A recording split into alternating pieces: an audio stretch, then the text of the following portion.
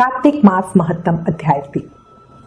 कार्तिक महत्तम के दूसरे अध्याय में हमने कार्तिक स्नान कैसे करें और कार्तिक में क्या करें आदि के विषय में जाना था। अब इस तीसरे अध्याय में कार्तिक व्रत में क्या ना खाएं के विषय में जानकारी लेंगे। शुरू करते हैं। सिमर चरण गुरुदेव के लिखो शब्द अनूप, कृपा करे भगवान सच्चिदानंद स्वरूप।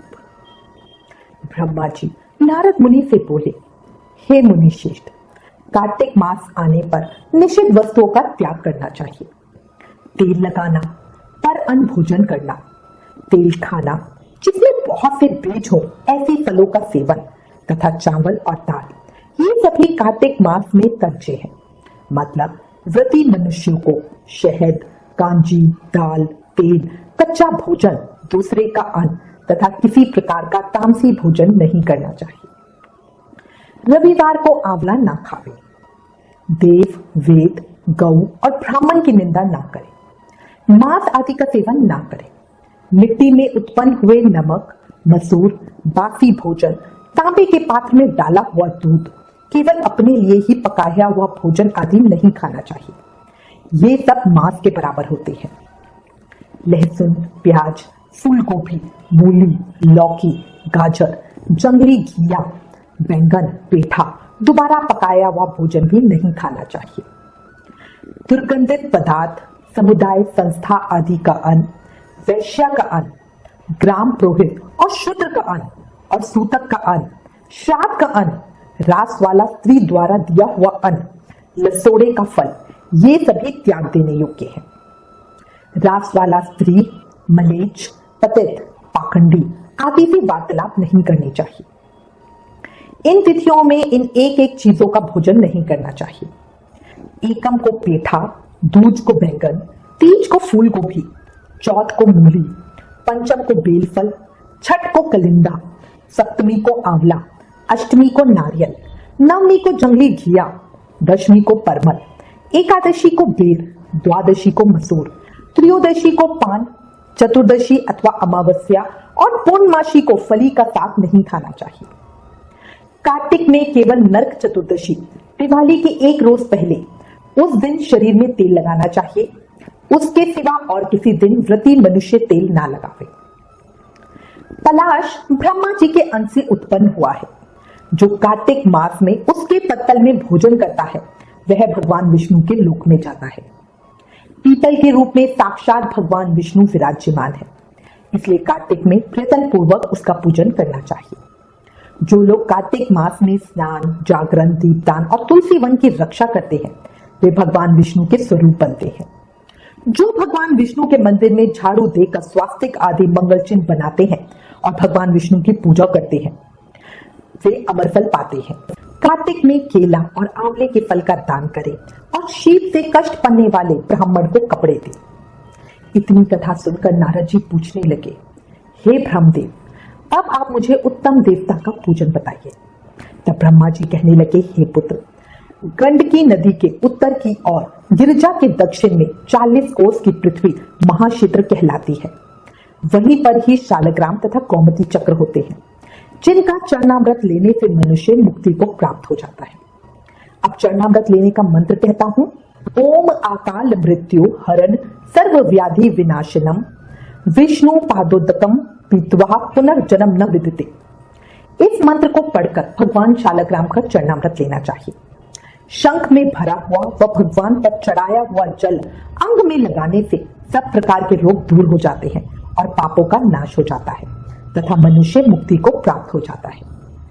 जिस गौमती में एक चक्र हो उसको सुदर्शन, जिसमें 2 चक्र हो वह नारायण, जिसमें 3 चक्र हो उसको अच्युत, 4 वाले को जनार्दन, 5 वाले को वासुदेव, 6 वाले को प्रद्युम्न, 7 वाले को संकर्षण, 8 वाले को नलकूबर, 9 वाले को नवव्यूह और 10 वाले को दशावतार कहते हैं।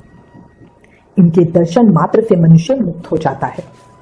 जो मनुष्य भगवान का पूजन करता है वह अश्वमेध यज्ञ का फल पाता है और जीवन मृत्यु चक्र से मुक्त हो जाता है। और जो भगवान को वीणा, वंशी और गान सुनाता है वह भी भगवान को प्राप्त हो जाता है। जो भगवान के आगे मृदंग बजाता है वह भगवान को अत्यंत प्रिय होता है। जो भगवान के आगे धूप जलाता है वह कभी नरकगामी नहीं होता।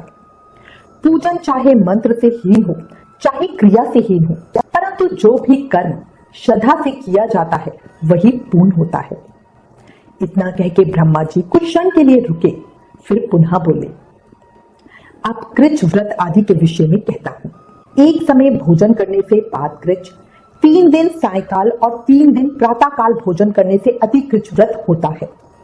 21 दिन तक केवल दूध या पानी पीता रहे, यह कृचाति कृच व्रत कहलाता है। 12 दिन तक उपवास करना पूरक व्रत कहलाता है। 4 दिन तक कुछ नहीं खाना, फिर सत्तू खाना या छाछ पीना, इसके बाद कपड़े और दक्षिणा ब्राह्मण को देना सौम्य असौम्य कृच व्रत होता है। इसी प्रकार 12 दिन तक द्वादश कृच व्रत कहलाता है। तुला पुरुष का दान करना और गौ का घी, गोबर, दूध, दही तथा कुशा का जल पीना, दूसरे दिन उपवास करना, यह कृच सत्तपन कहा गया है।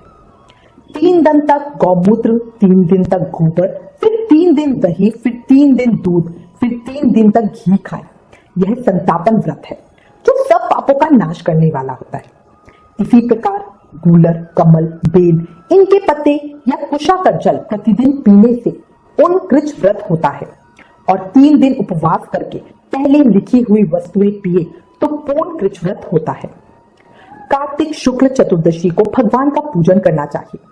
उपवास करके उस रात्रि को जल में स्थित रहें, यह पेट जल कृच व्रत कहलाता है। इसके करने से वैकुंठ की प्राप्ति होती है। जो शुक्ल पक्ष के एकम से प्रतिदिन 1 ग्रास बढ़ाते हुए और कृष्ण पक्ष में 1 ग्रास कम करते हुए भोजन करते हैं तथा अमावस्या को कुछ नहीं खाते, यह चंद्रायन व्रत कहलाता है। 1 ग्रास 2 तोले या अच्छी तरह से मुंह में आ जाए इतना होता है। जो मनुष्य इनमें से कोई भी व्रत करता है वो तीनों लोकों में पवित्र होकर वैकुंठ को प्राप्त हो जाता है। यदि स्त्री व्रत करे तो अपने पति की आयु की कामना कर भगवान से प्रार्थना करे। दिन भर भोजन नहीं करना चाहिए। आंवला या तुलसी का पूजन करना चाहिए। व्रत समाप्ति के निमित्त ब्राह्मण को गौदान करना चाहिए। इस प्रकार इन कृच आदि व्रत के करने वाले भगवान को अति प्रिय होते हैं और परम पद को प्राप्त हो जाते हैं। कार्तिक मास महत्तम अध्याय 3 समाप्त। कल कार्तिक माह के अगले अध्याय को सुनेंगे। याद रखो, कलयुग केवल नाम अधारा, इसलिए ज्यादा से ज्यादा नाम जाप करें। कलयुग में नाम जाप करके बड़ी आसानी से हम भगवान को प्राप्त कर सकते हैं। इसलिए हर पल हर सांस के साथ प्रेम से, मन से, भाव से भगवान के पवित्र नामों का जाप करते रहें। हरे कृष्ण कृष्ण कृष्ण हरे हरे, हरे राम राम राम हरे हरे।